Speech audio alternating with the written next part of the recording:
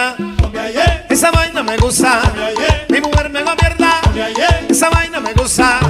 Yo sé que ella se lo disfruta. Yo sé que ella se lo disfruta.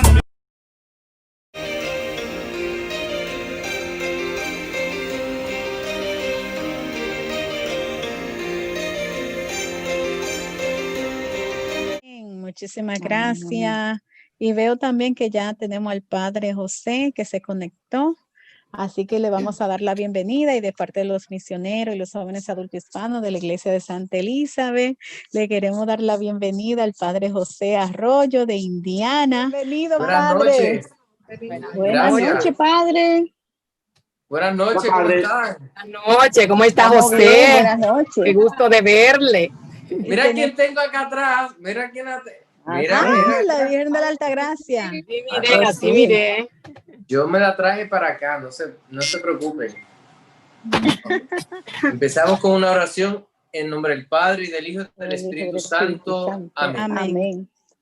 Oh alto y glorioso Dios, ilumina las tinieblas de nuestros corazones y danos fe recta, esperanza cierta y caridad perfecta. Sentido y conocimiento, oh Señor, para cumplir tu santo y veraz mandamiento. Por Jesucristo nuestro Señor. Amén. Amén. Ave María Purísima, sin pecado concebida. En el nombre del Padre, y del Hijo, y del Espíritu Santo. Amén. Amén. Bueno, pues muchísimas gracias por invitarme. Como ya saben, soy el padre José Emanuel. Soy natural de Puerto Rico, vivo en Indiana. Me han ordenado apenas 1 año y medio y anteriormente estuve allá en Nueva York, estudié en Yonkers, en San José, en el seminario San José, y la parroquia donde me asignaron fue Santa Elizabeth, ahí en Washington Heights. En mi tiempo allá tuve 3 párrocos. El primero fue el padre Luis Saldaña, que fue mi párroco al principio cuando llegué. Luego estuvo el obispo Peter Byrne y luego vino el padre Ambioris Osorio. Y pues para mí Santa Elizabeth es mi hogar espiritual en Manhattan, en Washington, en Nueva York. Y pues me da mucho gusto poder por lo menos conectarnos de esta forma. Les tengo que decir que yo quería celebrar misa allá tan pronto me ordenaron sacerdote, pero por la pandemia pues no se pudo dar. Y dentro de la cuarentena me enteré del fallecimiento de Nieves, la sacristana, y pues la he tenido en mis oraciones y celebré una misa. Yo creo que fui el primer sacerdote en el mundo entero que celebró una misa por el eterno descanso de ella, porque creo que ella falleció a las 6 de la mañana, bueno, en la mañanita, y yo me enteré ya a las 8, celebré misa y no tenía intención y dije, la voy a celebrar por Nieves. Entonces, estamos en el mes del Santo Rosario, estamos honrando a María, la Madre de Dios, de forma especial, ya que ella es no una mujer cualquiera, sino una mujer escogida desde toda la eternidad. Dios pensó en ella, soñó en ella y pues la creó. Y ella la crea Dios pues de forma inmaculada, sin algún pecado original. Claro es que Jesús es el redentor del mundo entero, incluyendo el redentor de María. Y la pregunta cabe, pues, ¿cómo puede ser Jesús el redentor de María si él nace más tarde? Pues obviamente, cronológicamente, sí, él nace más tarde, pero el dogma mariano de la Inmaculada Concepción, pues prácticamente, en una forma resumida, pues dice que María fue preservada del pecado original. Antes de que el pecado original la tocara, Dios la salva en ese momento de la concepción, parecido a cuando una persona puede ser salvada luego de un accidente, que un doctor le salve la vida, o pues puede ser que esté en peligro de que le choque un carro al cruzar la calle y alguien lo agarra y le salva antes de que el carro le choque. Entonces, pues, para que entiendan más o menos, así fue la concepción de María. Y pues Dios la escoge sin pecado original desde el principio, porque iba a ser precisamente la madre de Dios. Ahora, Dios ha existido desde siempre, no tiene ni principio ni tiene fin, así como el círculo no tiene principio ni fin. Dios siempre ha existido, es decir, el Padre y el Hijo y el Espíritu Santo. Dios no tiene principio ni fin.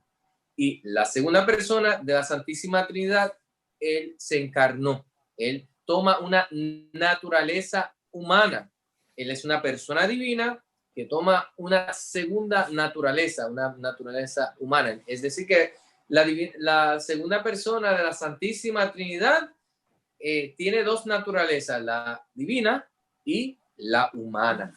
Y por eso cuando decimos que Jesús es verdadero Dios y verdadero hombre, lo que estamos diciendo es que Él como Dios siempre ha existido junto al Padre y el Espíritu Santo, desde siempre.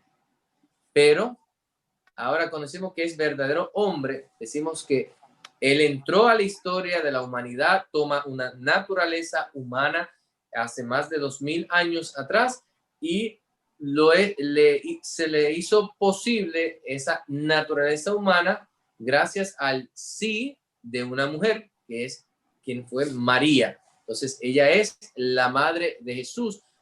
Pero si Jesús es Dios y es verdadero Dios y verdadero hombre, pues la pregunta cabe, y se lo hicieron los primeros cristianos, si Jesús era solamente, si María era solamente la madre de Jesucristo, en su naturaleza humana, o si era correcto o no decir que era madre de Dios, porque como que sonaba un poco como que si Dios necesitara una madre para existir así en su naturaleza divina. Y se puede entender un poco la confusión, o sea, eso como que suena como que ella es madre de Dios, como que es madre de la divinidad. Pues si Dios necesita madre, entonces pues no es Dios. Eso se puede entender la confusión, pero lo que estamos diciendo no es eso. Lo que estamos diciendo es que la segunda persona, que es el Hijo del Padre, Él toma una naturaleza humana, pero Él no deja de ser Dios. Él no deja de ser una persona divina. Él es Dios desde siempre. Dios de Dios, luz de luz, Dios verdadero, de Dios verdadero. Engendrado, no creado. Él no fue creado. Y fue de la misma naturaleza del Padre. ¿A qué le suena eso? Lo que acabo de decir, Dios de Dios, luz de luz, Dios de verdad. ¿Dónde han escuchado esto? En el credo. El credo. En el credo. El credo. Exactamente. ¿Y por qué ustedes creen que existe esto en el credo? Estos son afirmaciones de nuestra fe de forma concreta y con convicción, y ya no se puede discutir porque ya está definido, están definidas estas verdades de fe. ¿Por qué ustedes creen que existen en el credo? Porque el credo no está en la Biblia así como se lee. Eso es poco a poco. La iglesia va desarrollando, va descubriendo las verdades que Jesús había revelado a sus apóstoles de forma oral, que algunos pusieron por escrito, pero no todos, porque Jesús mismo nunca escribió ningún documento que tenemos en la Biblia. Entonces, él fue poco a poco se va desarrollando, entendiendo lo que Jesús quiso enseñar de su propia naturaleza, o sea, también del Padre y del Espíritu Santo, poco a poco, porque la iglesia es dinámica, así como un embrión en el vientre de su madre, es así bien chiquitito, pero poco a poco va creciendo y es la misma persona. Nosotros somos los mismos que estuvimos en el vientre de nuestra mamá, pero existencialmente hemos cambiado, hemos crecido. Y entonces, pues así la iglesia está viva porque Cristo está vivo, porque está soplando el Espíritu Santo en nosotros, y a través de la historia de la iglesia, pues se han presentado diferentes preguntas, y las personas van haciendo las preguntas y otros van aclarando, pero se han formado unas peleas, como esas peleas de gallo, ¿verdad? A nivel teológico, que eso, olvídese que hay sangre por todos lados, y entonces han habido necesidad de aclaraciones a nivel teológico, y entonces la iglesia en algunas ocasiones ha tenido que oficialmente definir unos dogmas de fe para aclarar que desde siempre Jesús lo enseñó, y que desde siempre los fieles siempre lo han creído, pero por fulano o mengano que están dudando y compartiendo esas dudas, que nosotros llamamos esas dudas, esos problemas teológicos, los llamamos herejías, que es tomar una verdad de fe y llevarlo al extremo sin tener en consideración todo el depósito de la fe, todo lo que Jesús enseñó, y se quedan con una parte, y entonces se forma un lío, y uno de esos líos era que Jesús no era verdadero Dios, de que él empezó a existir en su persona, empezó a existir cuando fue concebido, y otros tuvieron que decir, no, él es una persona divina, siempre ha existido. Y entonces algunos decían, pues si María lo parió, le dio a luz, entonces ella es madre de Cristo, solamente de su humanidad. Entonces, espérate, pero Jesús no es dos personas, es una. Eso es como decir, la mamá de nosotros nos dio a luz, no solamente, qué sé yo, el cuerpo de nosotros, nos dio a luz a nosotros, que es cuerpo y alma. O sea, mi mamá es la mamá mía, de mi cuerpo y de mi alma. O sea, yo no puedo separar mi cuerpo de mi alma como si yo fueran dos realidades. Eso no tiene sentido. Eso se llama dualismo de dos. Y es casi como ser, creer que Jesús es como dos personas, como si fuera una persona humana y una persona divina, es como si fuera esquizofrénico a nivel espiritual.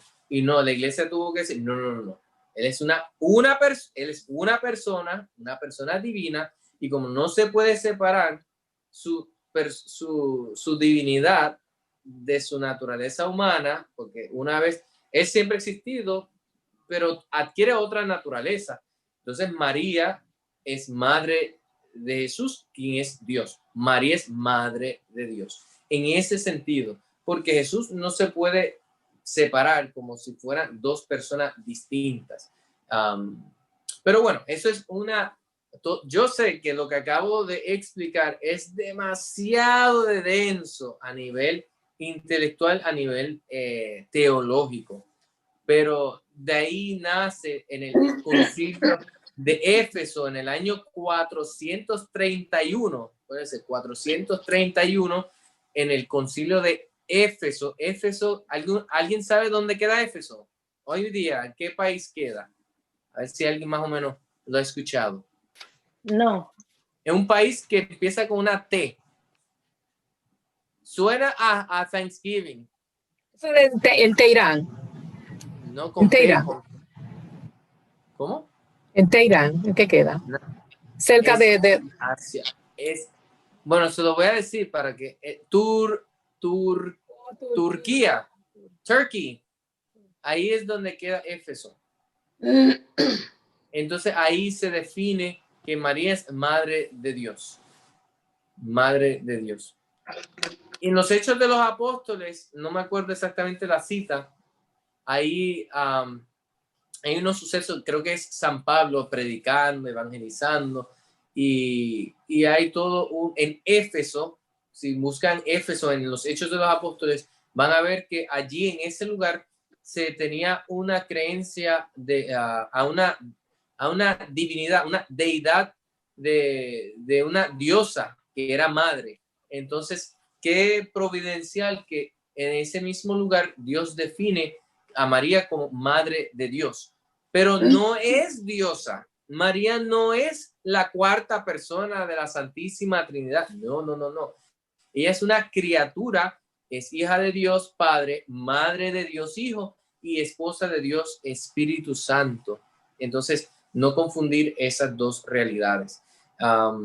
Y bueno, a través de la historia de la iglesia, constantemente han habido personas que se hacen sus preguntas y los obispos que son sucesores de los apóstoles de forma directa.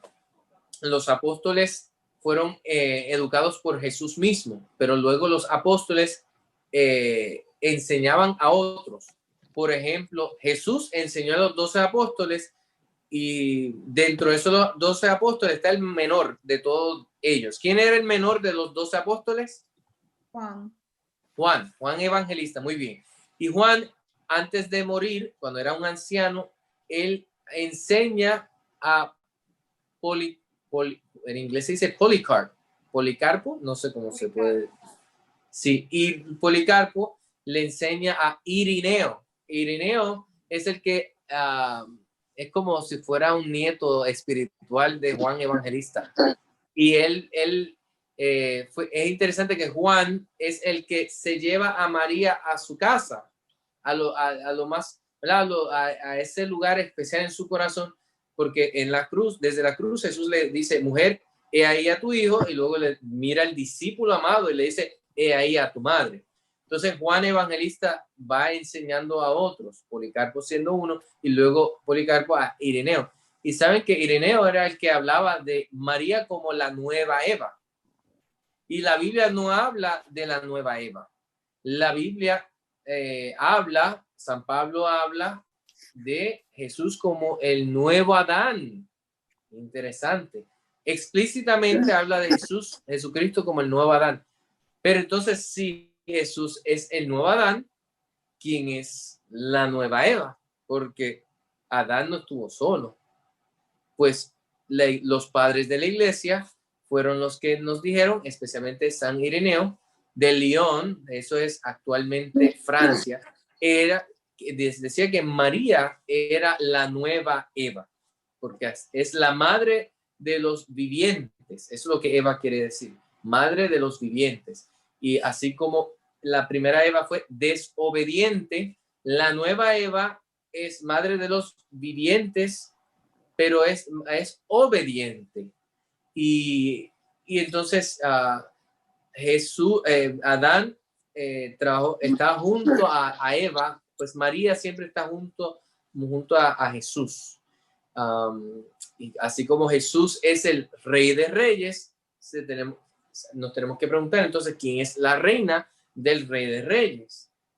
Pues para contestar eso podemos pensar en el rey Salomón, que tenía un montón de mujeres y concubinas y cuantas muchachos. Pero la madre de él era, ¿alguien sabe? Bethsheba en inglés, era su madre. La madre de rey Salomón era la reina. Entonces, eso es importante porque para nosotros Jesús es el Rey de Reyes y quien es su reina es María. Dios te salve, reina y madre de misericordia. Y la iglesia, pues, poco a poco va desarrollando toda una teología, que es el tratado sobre Dios en relación a Cristo, pero que se llama Cristología, pero también en relación a María, que se llama Mariología. Y sabían una cosa, que la Mariología, el estudio sobre María, siempre va a defender la Cristología. Si es auténtica, si es correcta, siempre va a dirigirnos a Jesús, como en las bodas de Caná, que decía ella, hagan lo que Él les diga, hagan lo que Él les diga. Y asimismo, María siempre nos va a dirigir hacia Jesús. Decir que María es Madre de Dios, pues estamos pensando, o sea, mirando a la persona de Jesucristo, podemos decir que eso defiende su humanidad, ese título, y su divinidad. Defiende su humanidad porque dice que es madre, ¿verdad? Es madre. Pero decimos que madre de Dios, recordando que Él es una persona divina, que no tiene comienzo ni fin. Y entonces, pues, eso es un ejemplo. Que ella fue virgen, pues ningún hombre la tocó antes, durante o después del parto. Que Jesús haya sido concebido en el vientre de ella por obra y gracia del Espíritu Santo, que José no la tocó, pues eso es algo divino, eso es algo extraordinario, pues protege la divinidad de Jesús. El dogma mariano de la virginidad perpetua de María defiende la divinidad de Cristo, la defiende. Y bueno, y que fue asunta al cielo, también ese es el último de los dogmas marianos. Son 4 dogmas marianos, que María es Madre de Dios, que es concebida sin pecado original, o sea, la Inmaculada Concepción, que es perpetuamente virgen, la virginidad perpetua de María, y por último, que fue asunta al cielo en cuerpo y alma. Y eso pues nos indica a nosotros que María es la criatura más perfecta, en la que desde el principio Dios quiso que nosotros fuéramos templo y sagrario de la Santísima Trinidad, que fuéramos impecables, que no tuviéramos pecado. Cuando Dios crea a Adán y Eva, los crea también sin pecado original. Entonces, Jesús nos restaura.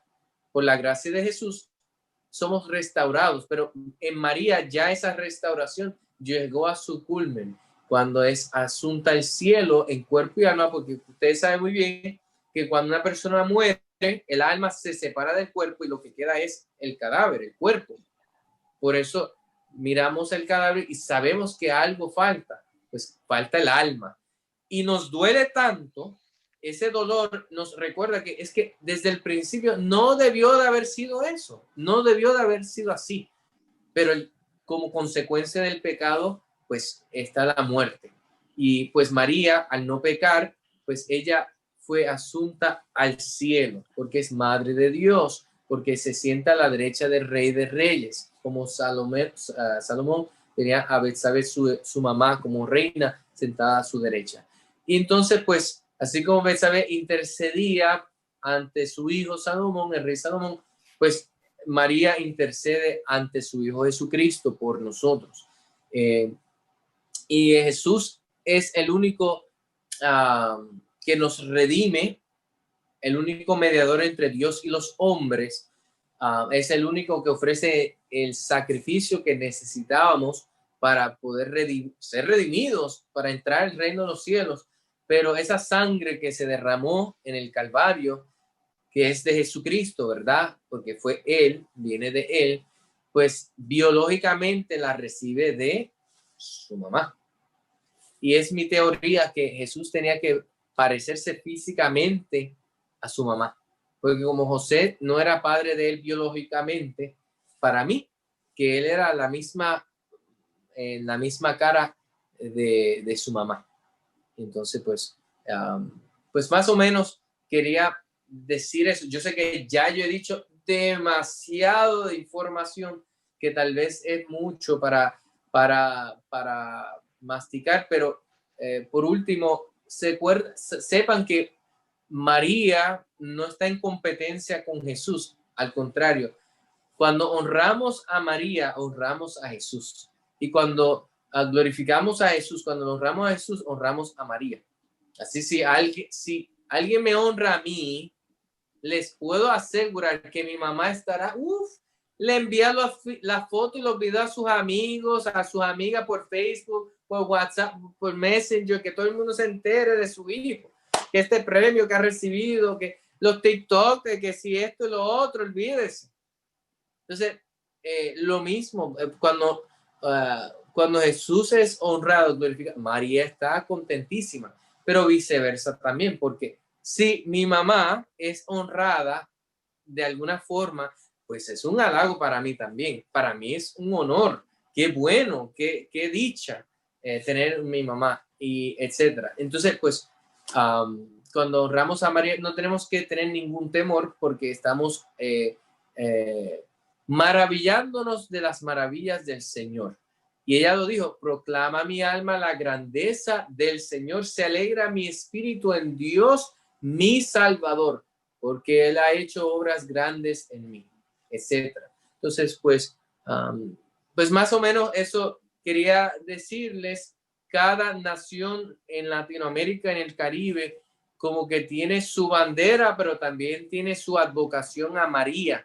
Y es la misma María, la María de Nazaret, es la misma madre de Jesús, con diferentes apodos, diferentes adornos, ropa, como quieran verla, pero tener una relación con María, la madre de Dios, nos va a acercar más y más a Jesús.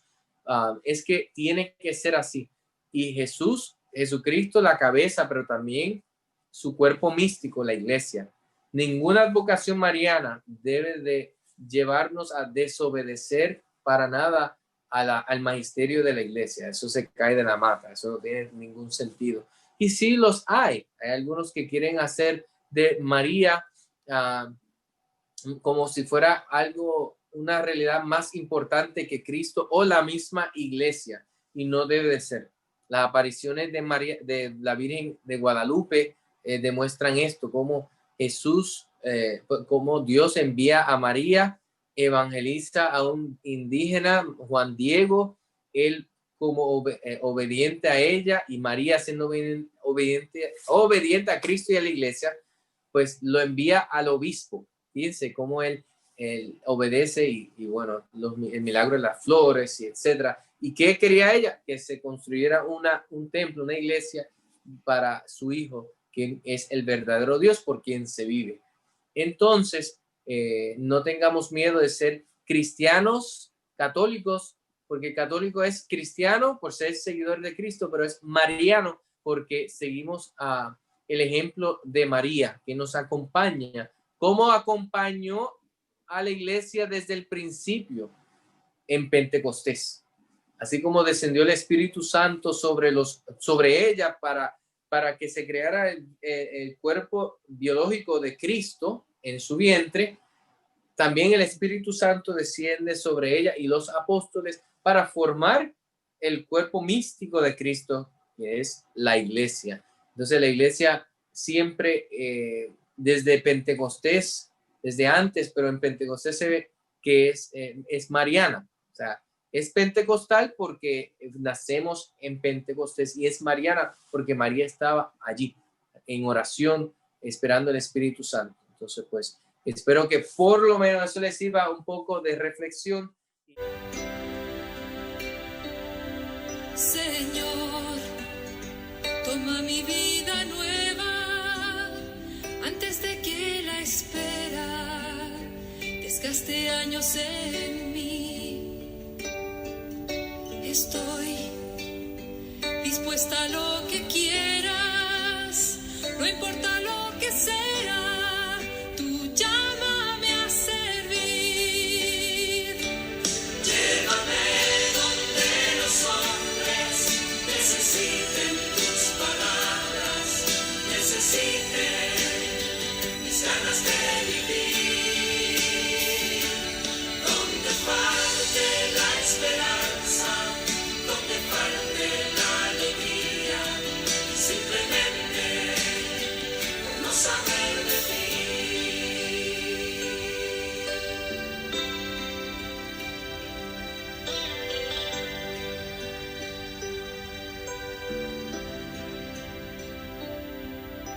Te doy mi corazón sincero para gritar sin miedo tu grandeza, Señor.